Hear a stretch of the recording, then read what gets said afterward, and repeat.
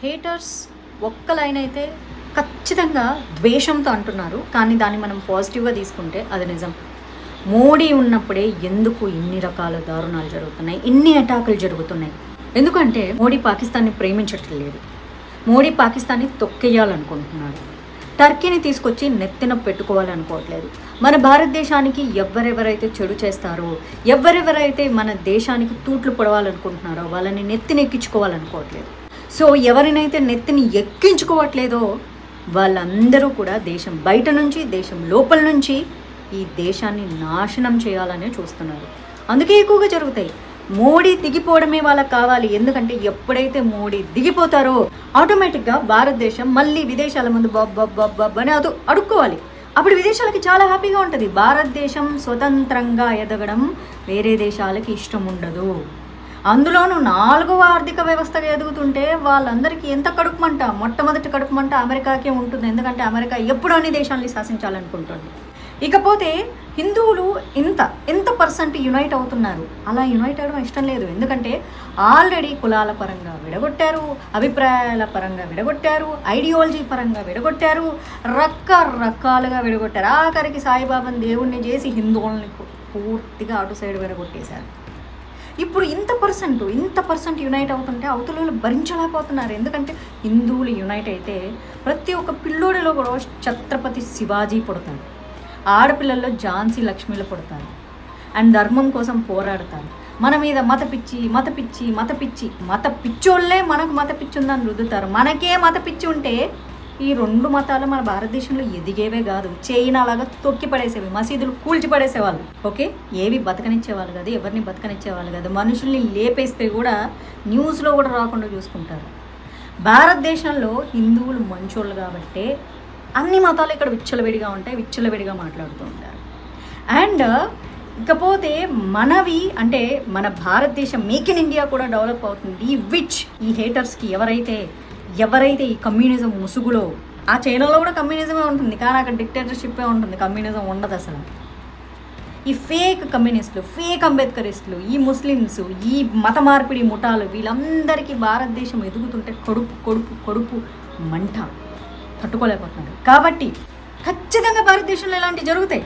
ఎందుకంటే మోడీజీ అనేవారు వెళ్ళిపోతే, ఇన్ కేస్ బీజేపీ సెంట్రల్లో లేకపోతే ప్రతి చోట పబ్లిక్ ఎన్ని రోజులు ఉంటుంది బీజేపీ, ఎన్ని రోజులు మేము వస్తాం, మేము హిందువుల్ని తొక్కుతాం, మేము వస్తాం, మేము పాకిస్తాన్ నెత్తెన పెట్టుకుంటాం, మేము వస్తాం, మేము టర్కీకి టూరిజం పెంచుతాం, మేము వస్తాం, మేము అమెరికా దగ్గర బాబ్ అని అడుక్కుంటాం, మా దేశం మీద టెర్రరిస్ట్ అటాక్ జరిగితే ఒబామా అని ఏడుస్తాం, ఇప్పుడైతే ట్రంప్ అని ఏడుస్తాం. ఇదే మనకు కావాలి.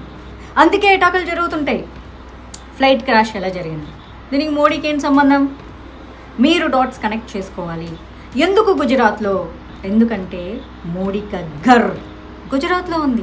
ఎందుకు అహ్మదాబాద్? అక్కడ నుంచి అమిత్ షా ఎంపీ. ఎవరు ఈ double engine Dreamliner world's best safest flight? Turkey engineer check చేసి ఇంజన్స్ బాగున్నాయని సర్టిఫై చేశాడు. టర్కీ గుర్తుపెట్టుకోవాలి, ఓకేనా? ఖలిస్తానీ వాడు వార్నింగ్ చేశారు, టాటా కంపెనీని, ఎయిర్ ఇండియాని నాశనం చేసేస్తాము. అమెరికా, పాకిస్తాను, టర్కీ, ఖలిస్తానీ కలిసి చేసిన కుట్రలో భాగం ఇది. మన ఇంటెలిజెన్స్కి తెలుసు, ఇప్పటికే తెలిసిపోయింది, కానీ చెప్పలేరు. ఎందుకంటే భారతదేశ ప్రజలే ప్రపంచం ముందు, అంటే అందరూ కాదు, ఒక 50%, వీళ్ళల్లో 90% క్రిస్టియన్లు ఉంటారు. ఆ 10% అప్పుడెప్పుడు బ్రిటిష్ కాలంలో మారిపోయిన వాళ్ళు పాపం వాళ్ళు బాగానే ఉంటారు, మిగిలిన వాళ్ళు. ఇకపోతే 99% ముస్లింలు, 1% కాదు, వాళ్ళ పాపం భారతీయులు. 99% ముస్లింలు. ఇక 100% కమ్యూనిస్టులు. చైనా వాడు ఉచ్చదాగుతారు, కానీ ఒరిజినల్గా చైనా వాడు ఉచ్చదాగితే ఆ డిక్టేటర్షిప్ని వీళ్ళు భరించలేరు. వీళ్ళు ఇంకా అక్కడ కమ్యూనిజం బతుకుంది అనుకుంటున్నారు. వీళ్ళది ప్రభుత్వాన్ని ప్రశ్నించడం కాదు, పర్టికులర్గా మోడీని దింపడమే కాదు. ఇన్ని రాద్ధాంతాలు, ఎక్కడ పడితే అక్కడ మనుషులు చచ్చిపోవాలి, హింస, మోడీ దిగిపోవాలి, బీజేపీ ఓడిపోవాలి, కాంగ్రెస్ రావాలి, దేశాన్ని అమ్మేయాలి.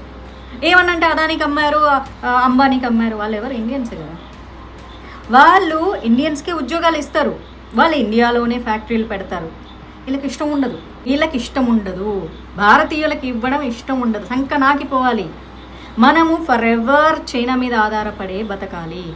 భారతదేశంలో శివకాశి లాంటి ఈ హ్యాండ్ మేడ్ ఐటమ్స్, ఈ చిన్న దీపావళి పటాకులు చేసేటటువంటి సంస్థలతో పాటు ఎన్నో వేల కార్మికులు చచ్చిపోవడానికి, వాళ్ళ వ్యవస్థలు, వాళ్ళ పరిశ్రమలు చచ్చిపోవడానికి కాంగ్రెస్ గవర్నమెంట్ కారణం కాదా? చైనా నుంచి అన్ని ఇంపోర్ట్లు పెట్టింది వాళ్ళు కాదా? భారతదేశంలో చేతి వృత్తులని చంపేసింది ఎవరు? క్వాలిటీ ఐటమ్స్ తయారు చేసేవాళ్ళు ఇండియన్స్. క్వాలిటీ ఐటమ్స్, ఒక వస్తువు 10 రూపాయలు అమ్మేవాళ్ళు, కానీ 5 రూపాయలకే చైనా నుంచి ఒక డూప్లికేట్ వస్తువులు తేవడం వల్ల సాధారణ ప్రజలు భారతదేశంలో 5 రూపాయలే చూస్తారు, కానీ క్వాలిటీ చూడడం మర్చిపోయారు. మొత్తం నాశనం చేశారు. అలా మనం ఎప్పుడు పక్క దేశం మీద ఆధారపడి ఉండాలి, స్వయం సమృద్ధి మన వాళ్ళకి ఇష్టం లేదు. అందుకే భారతదేశం మీద అటాకులు జరుగుతాయి. జరిగేలాగా వీళ్ళందరూ ప్రేరేపిస్తారు. వీళ్ళందరూ, చాణక్యుడు ఎప్పుడో చెప్పాడు, ఒక్క బలమైన రాజు ఉంటే ఆ బలమైన రాజును ఎదుర్కోవడానికి బలహీనులైనటువంటి రాజులందరూ ఒక్కటవుతారు. మీకు అర్థమవుతుందా? ఎందుకు ఎప్పుడూ లేనిది మోడీ మీదనే ఇంత ద్వేషం? ఎందుకంటే బలంగా ఉంది కాబట్టి. మరి ఎప్పుడూ లేనిది భారతదేశానికి ఎందుకు ప్రపంచ దేశాల్లో ఈనాడు గౌరవం?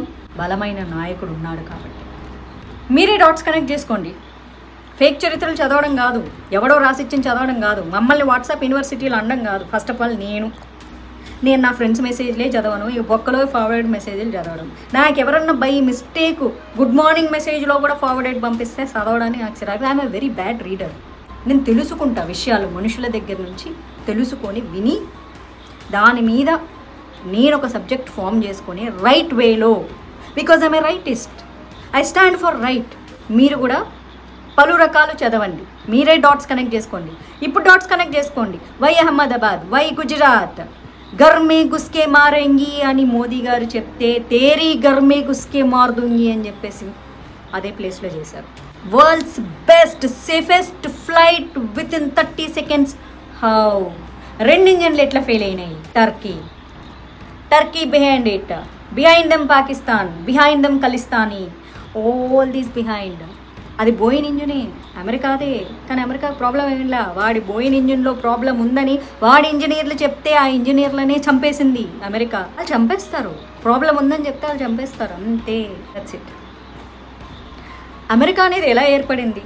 నేటివ్ అమెరికన్స్ని చంపేసి వాళ్ళ రక్తం మీద ఇప్పుడున్న అమెరికన్స్ బతుకుతున్నారు. 10 కోట్ల మంది అమెరికన్స్ని చంపేసింది ఎవరు? క్రిస్టియన్స్. వాళ్ళ మతాన్ని ప్రబలించడానికి. నేటివ్ అమెరికన్స్ నాట్ క్రిస్టియన్స్, వాళ్ళు నేచర్, ప్రకృతి ప్రేమికులు. అట్లా ఉంటుంది అమెరికా చరిత్ర. బ్లడ్ షెడ్ మీద పుట్టిన వాళ్ళు కదా, ఎట్లుంటారు? అట్లనే ఉంటారు.